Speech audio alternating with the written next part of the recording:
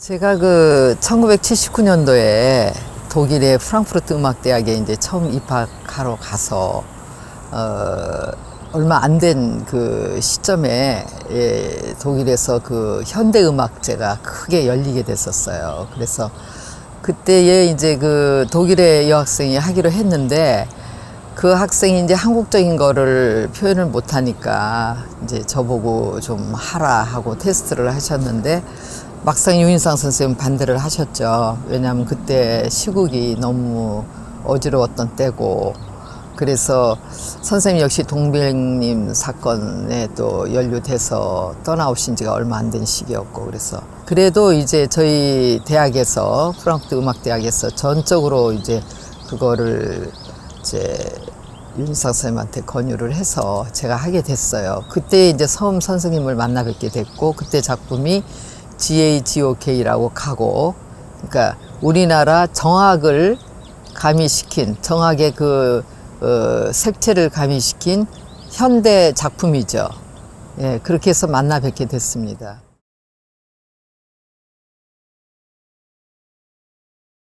제가 그 해에 90년도 여름에 선생님께 이제 그 오페라 심청 아리아를 이제 한국에서 오페라를 하게 될 때는 제가 이제 좀 나이가 들었지만 심청역을 좀 했으면 좋겠다 하셔서 그때 이제 지도를 받으러 갔었어요. 갔는데 그때 선생님께서 평양에서 범민족 통일음악회가 열리는데 내가 준비위원장이다. 그래서 아 그렇습니까? 라고 그러면 어디에서 참여를 합니까? 했더니 전 세계에서 다 참여를 하더라고요. 곳곳에서. 미국, 일본, 뭐 중국, 뭐 연변, 몽골, 뭐 하여튼 세계의 나라는 다 참여를 하는데 우리나라가 빠져 있어요. 그래서 범민족 통일음악회라는 타이틀인데 한국이 빠져있는 범민족 통일음악회는 조금 이상합니다. 제가 이렇게 말씀을 드렸고, 선생님도 그걸 충분히 이해는 하는데 될까라고 굉장히 조심스럽게 생각을 했어요. 그 이유는 뭐냐면 88년도에 그 당시에 그 예총회장이었던 전봉조 선생님이 계셨었는데 그분이 유인상 선생님 친구분이시기도 해요. 그러니까 이제 그분한테 편지를 써서 남북 합동 오케스트라 공연을 판문점에서 하자고 제안을 한 제안서를 가지고 제가 전해드린 적이 있어요. 88년도에. 근데 그게 아주 무산이 됐는데 무산된 과정이 조금 윤 선생님이 상처를 받고 무산이 된 입장이 됐었어요. 그때. 그래서 그런 경험이 있다 보니 이번에 90년도도 또 그런 또 상처를 받으실까봐 진행을 못하고 계셨다가 제가 우리 민족의 통일 문제인데 한번 상처받은 거 가지고 주저앉으면 안 되지 않겠습니까?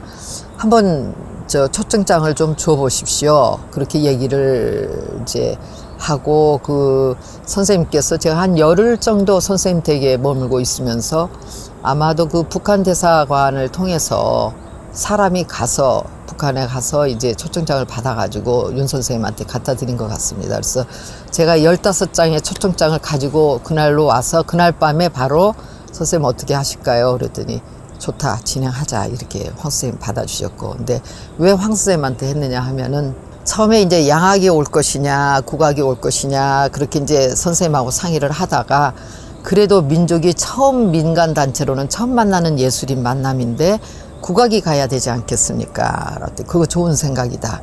그러면 국악이 간다면 단장을 누가 할 것이냐. 그래서 제가 황병희 선생님을 추천을 해드렸어요. 왜냐하면 황병희 선생님 모든 면에서 열린 분이시고 또 말씀을 드리면 상당히 이제 최소한 그 과거의 일처럼 무산되는 거는 없지 않을까라는 어떤 기대감에서 그래서 황 선생님께 이제 말씀을 드렸고, 또 황 선생님도 과거에 백남준 선생님 무슨 외국에서 무슨 페스티벌에 또 윤 선생님을 만나신 적이 있으시다고 했고, 그래서 전혀 모르시는 분들이 아니기 때문에 말씀드렸더니 좋다고 해서 그 초청장에다 황병기 대표 해가지고 아예 선생님이 서명을 해서 가져와서 갖다 드렸어요. 그래서 이제 그렇게 단장님으로 모시게 됐고, 그래서 그날 밤으로 연주단이 다 인선이 됐어요. 제가 베를린에서 온 날 밤으로. 그러니까 이제 그 연주단들이 김우라 선생님, 오봉료 선생님, 뭐 김덕수 다 있는데 황 선생님이 가신다면 믿고 가겠습니다. 이렇게 돼서 이제 다 가게 됐고요. 그 다음날 그걸 가지고 통일부에 가서 남북 접촉 승인서를 제출을 했어요. 승인 이제 그걸 해달라고 다 준비가 됐는데 돈이 없는 거예요. 그래서 이제 기업체에다가 의뢰를 해서 좀 도와주겠다 했는데 그걸 이제 베를린에 전화를 드렸더니 당신들이 돈 벌려고 여기를 오느냐, 있는 채로 와라, 옷이 없으면. 그리고 비행기 값이 없으면 기다려 봐라. 그래가지고 혼이 야단만 잔뜩 맞고는 이제 기다리고 있었죠. 그랬더니 한 나흘인가 지난 다음에 연락이 왔어요. 김일성 주석이 판문점을 연단다. 그러니 너도 노태우 대통령께 보고를 드려서 판문점을 열고 거기로 오면 개성에서 우리가 받아서 바로 개성에서 저 평양 가서 이제 개성에서 기차를 타면 평양 가면 되니까 교통부에 들 일은 없지 않겠냐. 최초로 판문점을 지나서 가는 이 역사적인 일이 돈이 없어서 시작됐다는 것이 너무 재밌기도 하지만 이 역사라는 것이 꼭 틀에 맞춰서 짜여져서 이루어지는 게 아니라 이렇게 순간순간 뜻만 있으면 좋은 역사가 이루어진다는 거를 그때 크게 경험을 하게 된 거죠.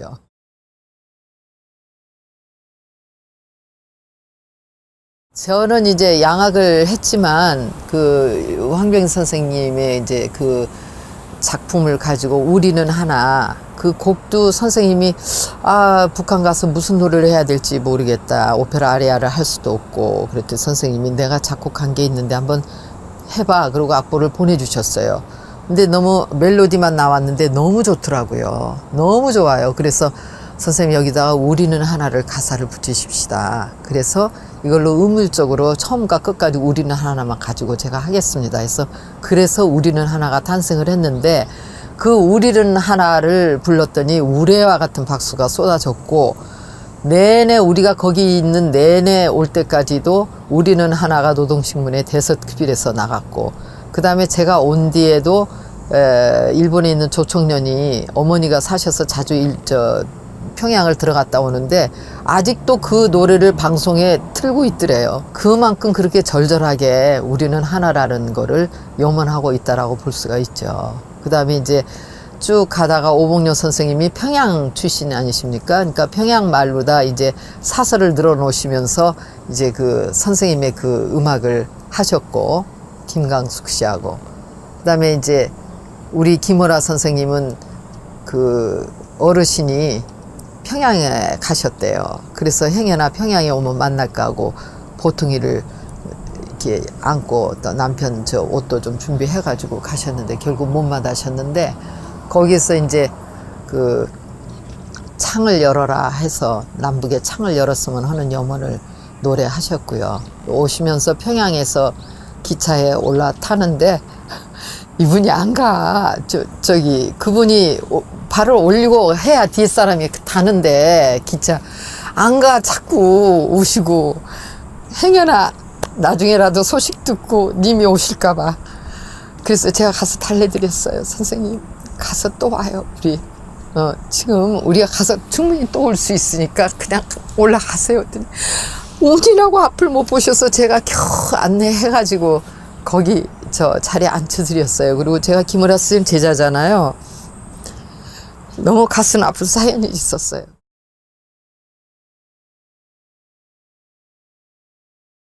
체제를 선전하는 금악을 배제하고 순수 민족 성악을 가지고 우리가 같이 남북이 합한 악보도 만들고 그걸 가지고 남북이 같이 외국인, 국내인, 남북 다 제자 양성을 해서 우리가 떠나고 난 뒤에라도 그 제자가 또 세계에다가 그 음악을 알리는 그런 작업을 다시 구축하고 싶어서 제가 범민족 통일음악회를 또 한 번 하고 싶은 거죠. 지금 그때 김주석 살아있을 때 그것까지도 하려고 다 계획이 돼 있다가 지금 무산된 지가 벌써 몇십 년이 흘렀지 않습니까? 네. 그래서 세계 정세가 지금 어렵지만 아무리 어려워도 뿌리는 한 뿌리입니다. 윤 선생님이 나무잎파리는 이데올로기지만 가지와 뿌리는 한 뿌리다. 그걸 잊지 마라. 항상 그렇게 말씀해 주셨고 제가 개인적으로 국악은 무엇이라고 생각을 하는가라고 좀 질문을 하신다면은 저는 뿌리라고 말씀드릴 수밖에 없어요. 우리 민족의 뿌리, 우리 한국의 뿌리. 그러면 이제 저희는 또 이걸 어떻게 했으면 좋겠는가는 당연히 세계화 시켜야 되겠죠. 지금 너무 우리 안에서만 즐기고 있기 때문에 이걸 구체적으로 세계화 시키는데 방법론이 있지 않겠습니까? 이거를 좀 더 우리가 기획하고 좀 연구 노력하고 해야 할 필요가 있지 않을까 하는 생각이 듭니다.